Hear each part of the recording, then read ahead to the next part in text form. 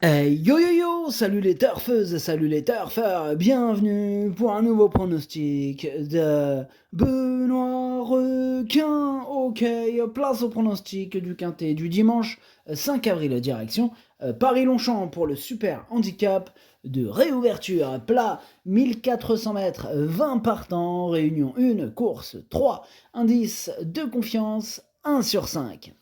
Petit retour sur le quintet de ce samedi. Dans mon pronostic, je vous ai donné le quartet dans l'ordre. Avant de commencer, petit message vital, hein, si vous êtes nouveau et que vous n'avez jamais commencé, ne commencez pas. Gardez votre argent pour remplir le frigo et faire plaisir à vos proches. Pour les habitués, ce sera exactement le même message.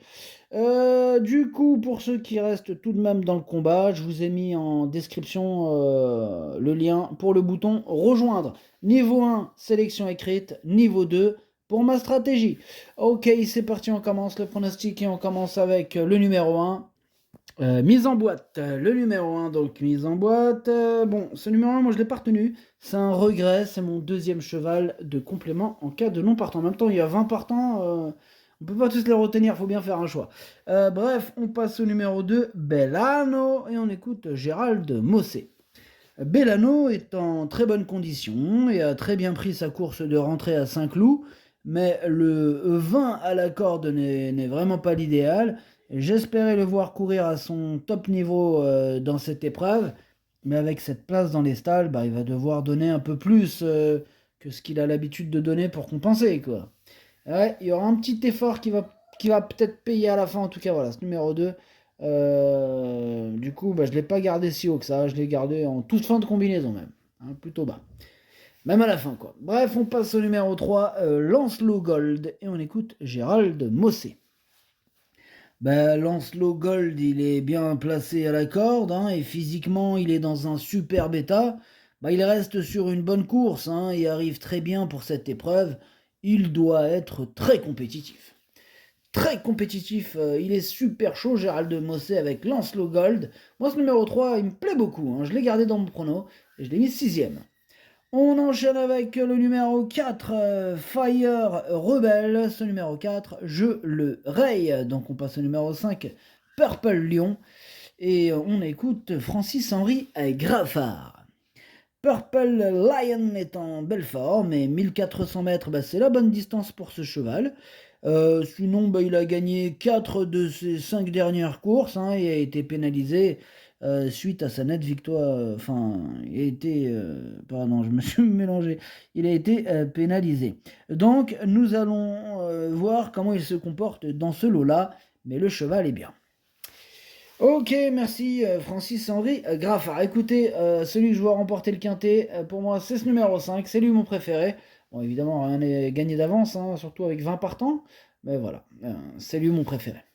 On passe au numéro 6, l'Anaken. Alors ce numéro 6, il m'embête, je ne l'ai pas retenu, mais il est en plein milieu de ma petite liste des possibles troubles faits.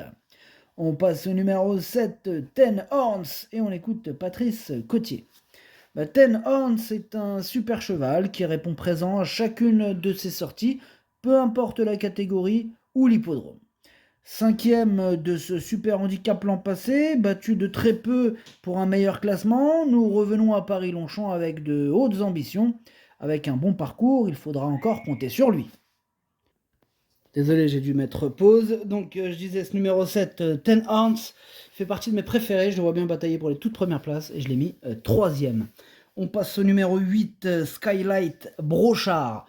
Ce numéro 8, c'est celui qui m'embête le plus. C'est lui mon gros regret. C'est lui mon cheval de complément en cas de non partant. Attention, possible avec cassage en vue. On enchaîne avec le numéro 9, Apax. Et on écoute Madame Sandrine Gavilan. Apax m'a laissé sur ma faim lors de sa première sortie chez moi, peut-être en raison du long voyage vers la Côte d'Azur.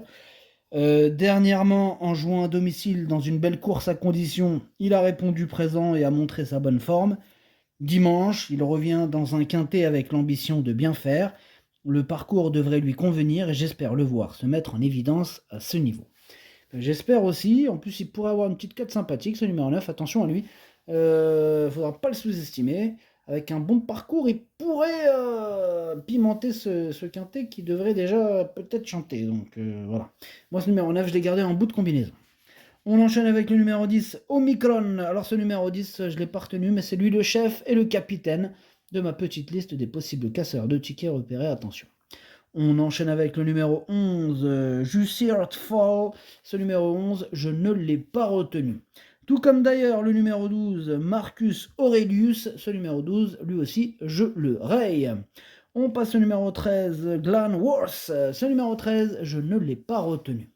On passe au numéro 14, Scandalo. Et pareil pour lui, je ne le retiens pas. Donc on enchaîne avec le numéro 15, Late. Et on écoute Jérôme Régnier. Late vient de réaliser une très bonne course de rentrée, muni d'œillères pour l'occasion. Il sera de nouveau présenté ainsi dans ce quintet, une catégorie dans laquelle il s'est déjà illustré. Mieux situé au poids et à l'aise sur ce tracé, j'espère le voir terminer dans la bonne combinaison. Ok, merci Jérôme Régnier. Écoutez-moi ce numéro 15, je pense qu'il peut frapper un grand coup dans ce quintet. Attention à lui, je l'ai mis 4e. On passe au numéro 16, 8. Cette fois-ci, il n'a pas le numéro 8. En tout cas, bref, on écoute Francis-Henri Graffard. 8 est dans de bonnes dispositions et la distance de 1400 mètres est très bien pour lui. Dernièrement, dans un quintet à Chantilly, sur la piste en sable fibré, il a été vraiment malheureux et n'a pour ainsi dire pas couru. C'est la raison pour laquelle il court de façon rapprochée. Ok, donc ça devrait pas poser de problème. En tout cas, en attendant ce numéro 16, il m'a tapé dans l'œil et je l'ai mis 5e. On passe au numéro 17, Chaldero. Ce numéro 17, je ne le retiens pas. Pareil pour le numéro 18, Schumann. Lui non plus, je ne le retiens pas. Donc on enchaîne avec le numéro 19, Prince au Bois. Et ce numéro 19, je ne l'ai pas retenu, mais il est quand même à l'arrière de ma petite liste des possibles troubles faits. On termine avec le numéro 20, Half Half. On écoute David Smaga. Half Half, il a été arrêté 1 an et depuis qu'il a effectué sa rentrée, il court très bien, volant de progrès en progrès. Il reste sur de belles sorties dans les quintets et je l'estime très compétitif dimanche. Il a un bon numéro dans les stalles de départ. Il faut partir vite toutefois sur ce parcours, mais il va dans tous les terrains. Ok, merci David Smaga. Écoutez-moi ce numéro 20. Je pense qu'il peut batailler pour la victoire. Je l'ai mis 2e. Le pronostic, ça donne 5, 20, 7, 15, 16, 3, 9, 2. Merci d'avoir suivi cette vidéo. Merci à toutes celles et ceux qui mettent des pouces bleus. Merci du fond du cœur. Vous donnez de la force à moi-même et à ma chaîne. Donc merci beaucoup. Petit message vital pour ceux qui sont nouveaux, ceux qui n'ont jamais joué. Ne commencez pas. Gardez votre argent pour remplir le frigo et faire plaisir à vos proches. Ce message est valable pour les habitués.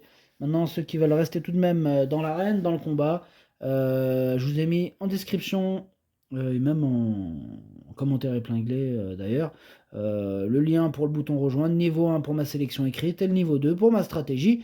À jouer avec modération, bonne chance, chopez-le moi, ciao.